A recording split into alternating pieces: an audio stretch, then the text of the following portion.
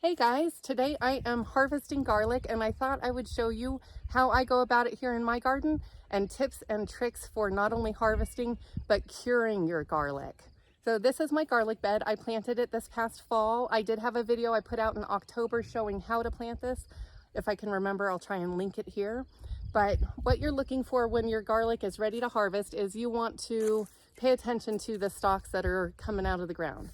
You want to wait until you have a few of them starting to brown, but you don't want to let all of them brown and die back. What each of these leaves represents is a paper layer that's protecting your head of garlic. And so if you allow them all to die back, what that means is all these paper layers also die back, and so this will leave your head exposed to moisture and any sort of bacteria or fungus that may be growing in your bed or present in your soil. So if you leave plenty of greenery, shoot for about 30 to 40% of your leaves to start to die back before you dig in. That's when you know it's ready, but that you also preserve the paper layer on this. So you can easily dig into your bed if the soil is loose enough with your hands to loosen up the heads.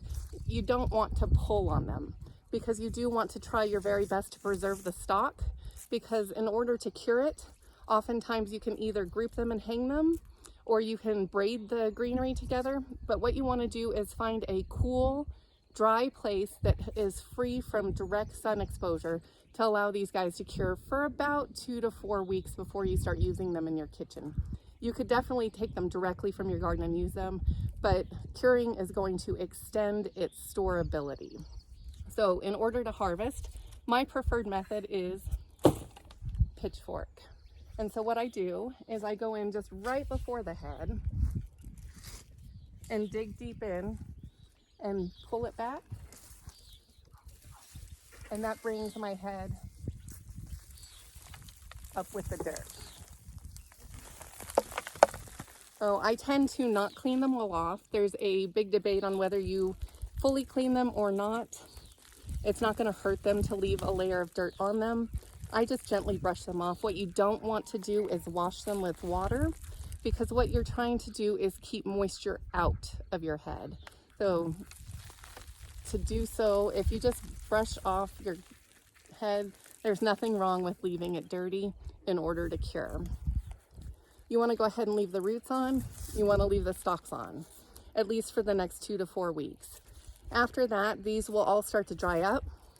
You can remove the roots. Removing the roots will extend its storability because garlic is a biennial plant.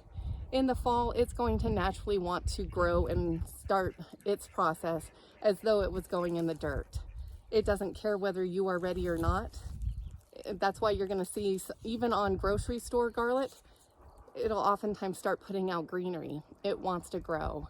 And so whether it is in soil or not, it'll start putting on that life. And so you can help slow that down by, when these get nice and dry, go ahead and cut them back flush. You don't have to get all of them, and there's nothing wrong with leaving it.